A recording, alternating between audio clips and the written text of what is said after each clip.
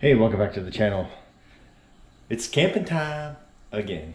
So with camping time, we are going to be cooking with a Dutch oven again. So like I said in the previous videos, it's all about prepping. So we're going to prep it first and then put some stuff in the freezer, put some stuff in the refrigerator so that the cooler stays cold for the weekend.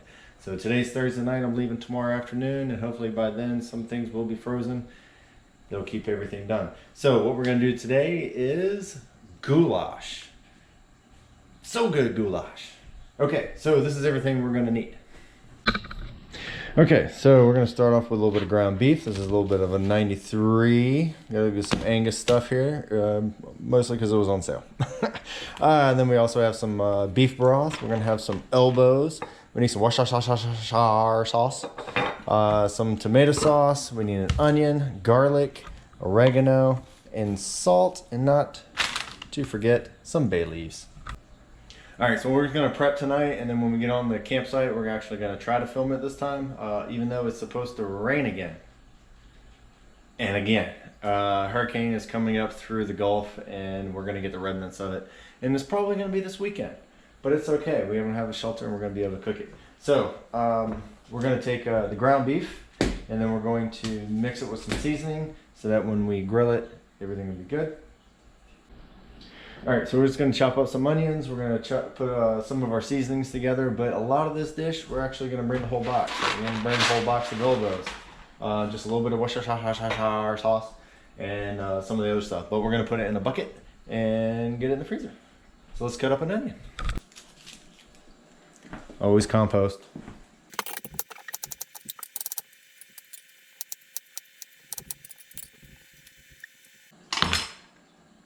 All right, we only need about a half of an onion, but that's all right. We're gonna save this one for a little bit later. All right, so with the onions, we're gonna put a couple of spoonfuls of garlic.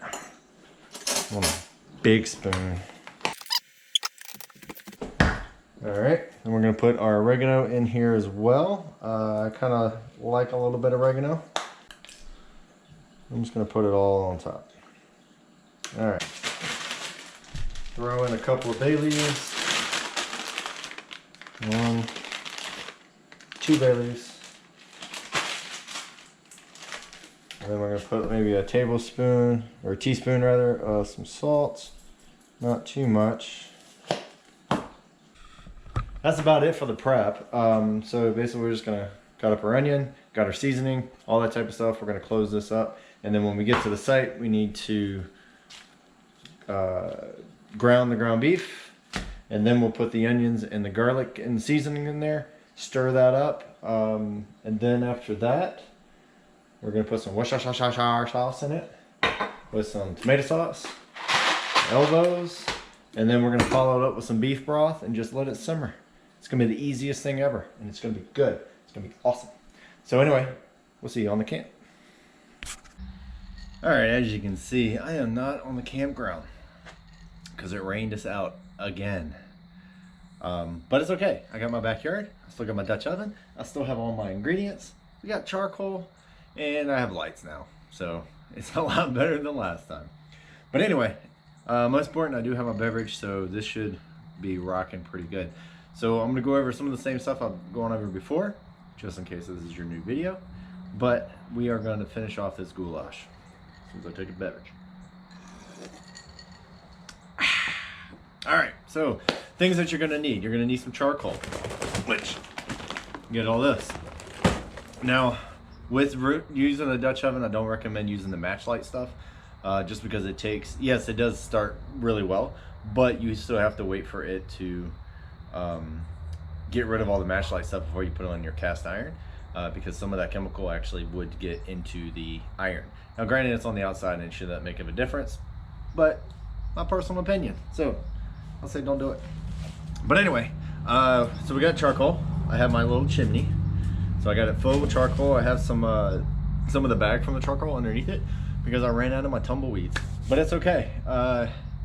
If you have enough fire, you should be able to start it. So we're gonna start this and we're gonna let it get nice and white and charcoalish. And then once the charcoals are ready, I'm gonna stick it down. I'm gonna put my Dutch oven on top, and then put some ground beef in there. We're gonna brown that up, and then we can do the onions and all that good stuff, and it's gonna be fantastically awesome. So join me, let's go. We're gonna light this up. All right, so our coals are actually getting okay. They're still kind of black, but we still want to have them white. But coals down here at the bottom are actually pretty good to start with. So what we're going to do is dump it all out, and I'm going to put all the black ones back in with a couple of the white ones, so it will still go, but we get to actually get started cooking, because some of the stuff's going to go on top of it, and we don't quite need that right now. But let's see what we got. There we go. Black ones that are almost done. Now the ones that are half black, half white, I want to stick those on the bottom of my bucket, because that's going to start the rest of them on fire. All right, so you only need about half of them to really start your meat. Yeah. You don't want to have it all in one spot. You kind of want to spread it out to be even all the way around the bottom of my Dutch oven. All right, you probably noticed that I have a tub right here. Now this tub is actually for a hot water tank. It is aluminum. It's starting to get dinged up a little bit, so I don't know how many more times I can actually use that, but it keeps the charcoal off of the concrete so it doesn't stain it. And it also, I've used this on top of decks before, and it did not even touch the deck, and it keeps it nice and cool, so it does not burn it. So let's check this out. So I've already put some meat in it.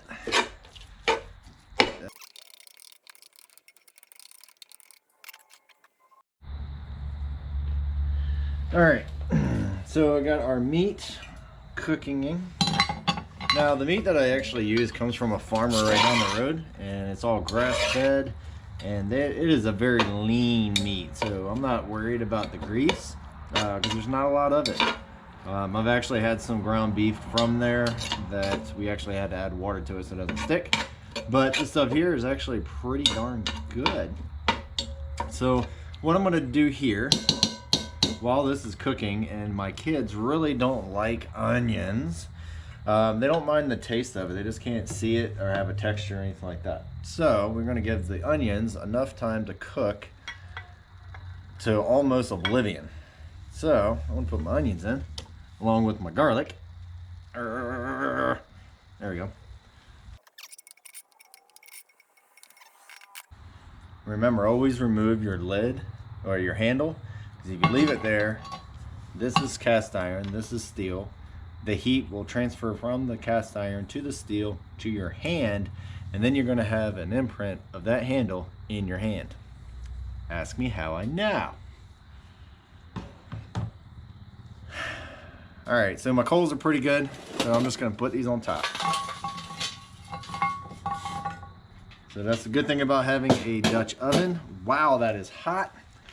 Is that you put coals on top, put coals on the bottom, which makes it an oven, just about. There we go. All right, so we got some, ooh, that is warm. So we're gonna let this go for about 5 minutes or so, just to get the garlic and the onions kind of tender a little bit, and then we're gonna start adding all of the other ingredients. So I will see you in 5 minutes. All right, so this guy is pretty close to being done. I'm gonna have this guy sit over here so I can put my lid on top. Yeah, look at that. Beautiful. Okay, so what we're gonna do now is add our tomato sauce. So before I had a can of it, now I have a jar. This is just some leftover from a spaghetti night. Doesn't need a lot. We're just gonna put a little bit in there. All right. I'm gonna leave that. I'm gonna actually put some water in there and put that in there. Then I'm gonna take my diced tomatoes. Now the thing with the diced tomatoes, we need the juice, so do not drain it. Put that in there as well. Okay, so we're gonna need a couple squirts of some soy sauce. All right, this is not a squirter, this is actually a pour, so be careful with it. There you go, a little bit of that. And also just keep in mind, if you have the low sodium soy sauce, you're gonna need a little extra because it doesn't have as much sodium in it. But then again, why are you using soy sauce if it doesn't have sodium in it? Oh, don't forget your Worcestershire sauce. Or Worcestershire, if you want to call it. Just do 1, 2 of those. Don't need too much. All right. Now, this is all my seasoning that I had before. I got my bay leaves. I got a little bit of salt, a little bit of pepper, oregano, and also I think I put in some parsley. So I'm gonna stir this guy up.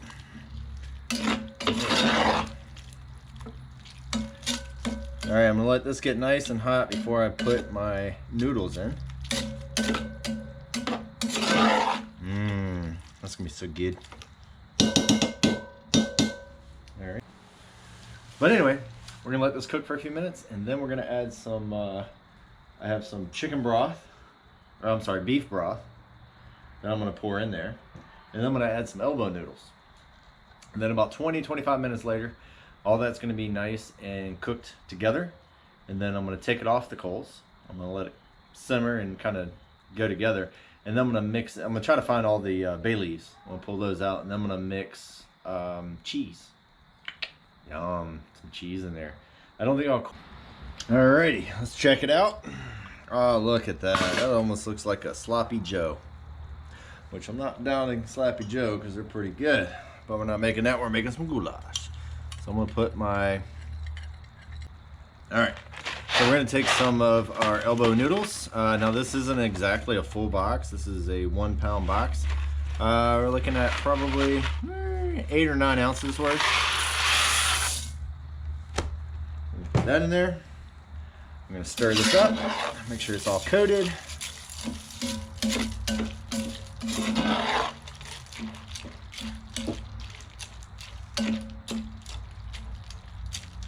There we go. Now, we're gonna take all that beef broth. I'm gonna smear it all the way around. There we go. There we go. All right. We're just gonna let that sit for about 20 to 25 minutes. Then we're gonna check it. All right, a couple things that you want to check with this. Once it is about 20 minutes, go ahead and check it to make sure that you still have enough moisture in there. If all the noodles, you put too much noodles in there, you don't put enough, it's gonna be fluid, then you need to add like some water, just to make sure that the noodles has enough fluid in there to not stick. Even though my pan is very nicely seasoned, which hopefully you caught that video from last time, but it will stick together, it will turn into mush. It's not the greatest thing. So keep monitoring it, but we're gonna come back in a few minutes and hopefully it will be done. And I'm just gonna sit here, have my beverage, and smell the goodness that's coming from this pot. So check it out. All right, let's see what she looks like.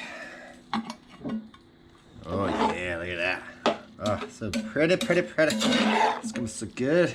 All right, the noodles are looking pretty good. I'm gonna go ahead and try one and see if it is good. Now the good thing is that dealing with a cast iron skillet, or Dutch oven in this case, is that the cast iron will actually hold the heat for a really long time. So my noodles are pretty much done. If I can just get my time. Yep, they're pretty much done. So what I'm gonna do here is actually take it off of the coals. I'm gonna let that burn down. I'm gonna take this inside, and then I'm just gonna let it sit for a few minutes and just let it all kind of get together. And then I'm gonna throw some cheese on it, and then I'm gonna serve it. So anyway, goulash is very simple. It's only got a couple of ingredients. This is more of like an American type of goulash. I believe Hungarian goulash has a little bit more sour cream in it. It's preference. It's almost like just throw a bunch of stuff in a pan and cook it. It's pretty much what it is. It's kind of like a mixture between beef stew or soup and spaghetti, and it's just good all the way around. So go ahead and try it out. Go ahead and get yourself a Dutch, excuse me, a Dutch oven. They're very easy. It's actually really good for when you don't have power, you don't have, a disaster, a hurricane comes through, earthquake, fire, whatever. You can do whatever you want with a Dutch oven as long as you got some fire to heat it up. It's a fantastic piece of equipment. So anyway, hopefully this kind of helps you out, gives you a couple of ideas of how to cook goulash and have your next camp out, or in this case, family dinner on a Wednesday or Thursday to be something a little bit different. So get out there, cook it up. Let me know if you have any questions. Let's leave a note in the comments. Don't forget to subscribe, all that good stuff.